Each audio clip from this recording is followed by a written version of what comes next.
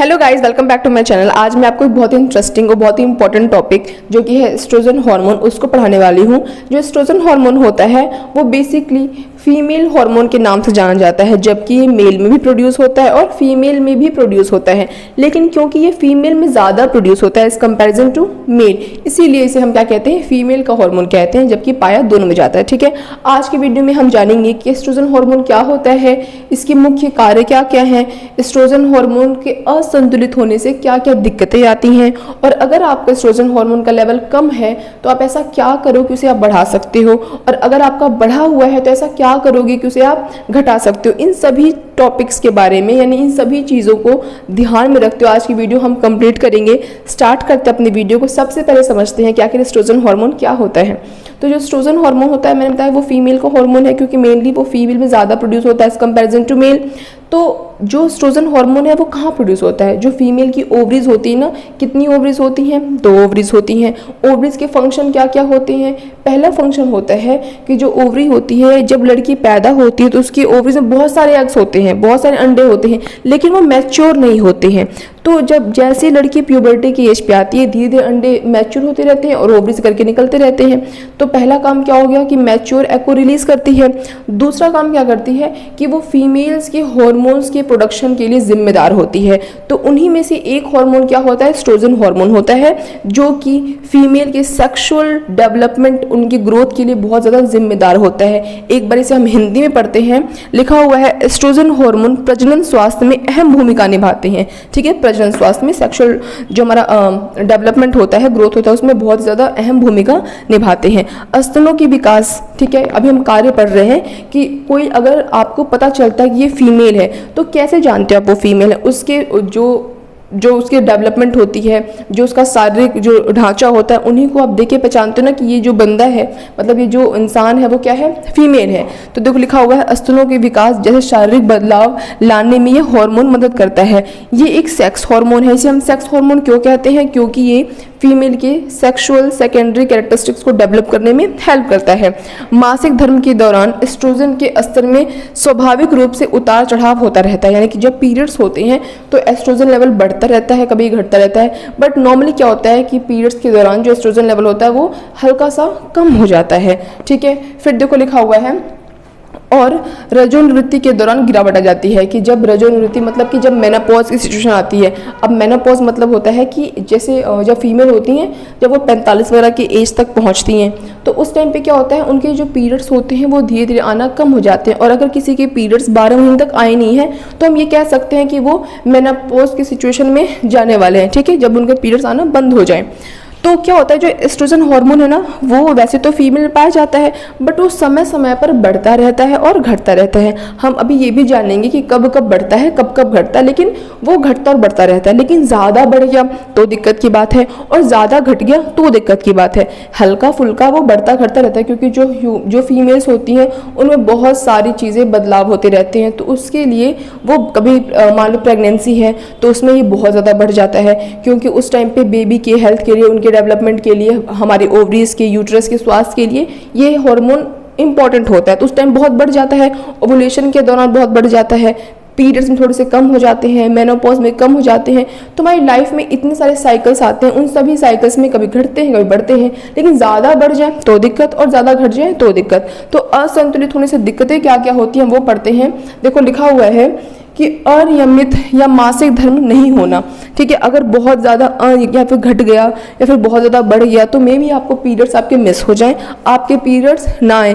इसीलिए जब मैंने आपको प्रेगनेंसी वाली वीडियो पढ़ाई थी, मैंने आपको बताया था कि पीरियड्स का नहीं आना सिर्फ प्रेगनेंसी नहीं होती, और भी बहुत सारी चीज़ें होती हैं जिसकी वजह से पीरियड्स मिस हो जाते हैं। ठीक है, तो कह रहा है अनियमित या मासिक धर्म नहीं होना। स्तन और गर्भाशय में गांठ, आपने बहुत सारे लोगों को, बहुत सारी फीमेल्स को कहते सुना होगा कि उनके स्तन में, उनके गर्भाशय में क्या हो गया, गांठ हो गया है। तो वो भी इसी एस्ट्रोजन हार्मोन के बढ़ने घटने की वजह से होता है।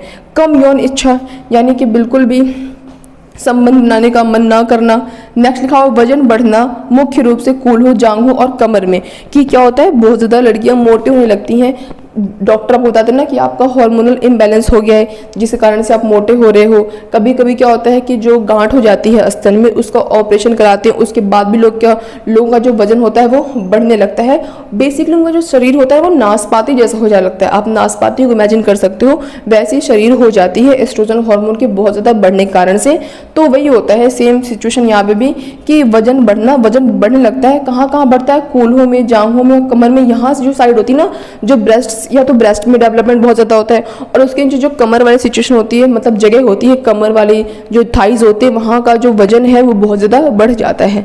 ठीक है, फिर कह रहा है मासिक धर्म के दौरान कम या ज़्यादा रक्तस्राव होना, कि जो आपको पीरियड्स होते हैं मंथली, उनमें या तो बहुत ज़्यादा हैवी ब्लीडिंग हो रही है या तो बहुत ही कम ब्लीडिंग हो रही है। आपको स्पॉटिंग भी हो सकती है, वो भी एस्ट्रोजन हार्मोन के असंतुलित होने के कारण से होता है।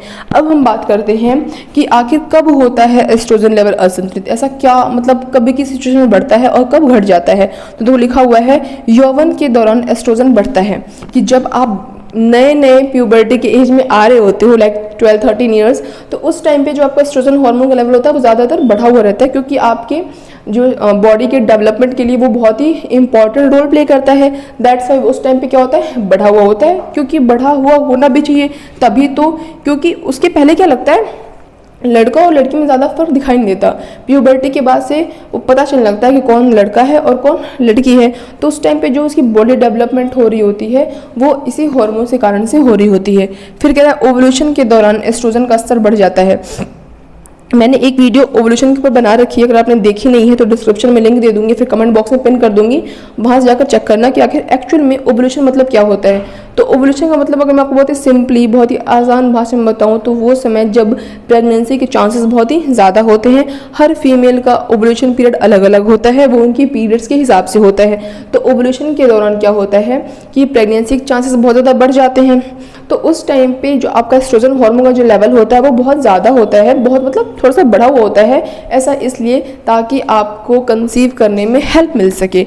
तो कह रहा है कि ओवुलेशन के दौरान एस्ट्रोजन का स्तर बढ़ना ताकि आपका शरीर गर्भावस्था के लिए तैयार कर सके। ठीक है, ताकि आपका जो शरीर है, जो यूट्रस वगैरह है, वो बच्चे के लिए तैयार हो सके। पीरियड्स के दौरान एस्ट्रोजन का लेवल घटना, की जो पीरियड्स होते हैं उस टाइम पे एस्ट्रोजन लेवल घट जाता है।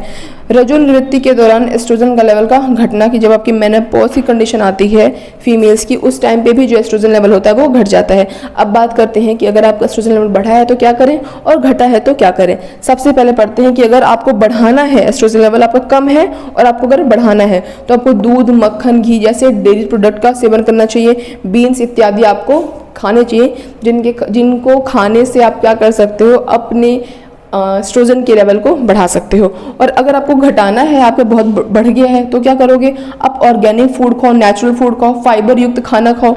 फाइबर युक्त खाना खाने से क्या होता है कि आप सोचोगे फाइबर वाले खाने से एस्ट्रोजन क्या मतलब है। तो फाइबर युक्त खाना खाओगे ना तो आपका डाइजेशन बहुत अच्छा रहेगा, आपके लीवर के लिए बहुत अच्छा रहेगा, जिससे कि आपका लेवल जो होगा वो कंट्रोल होगा।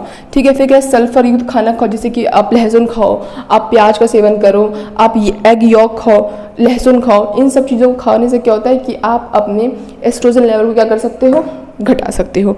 तो आज की इस वीडियो के लिए बस इतना ही। मिलेंगे नेक्स्ट वीडियो में किसी और इंटरेस्टिंग टॉपिक के साथ। तब तक अगर मेरी आपको वीडियो अच्छी लगी हो, इंटरेस्टिंग लगी हो और इन्फॉर्मेटिव लगी हो तो मेरी वीडियो को लाइक कर देना और मेरे चैनल को सब्सक्राइब कर देना। That's all, bye guys.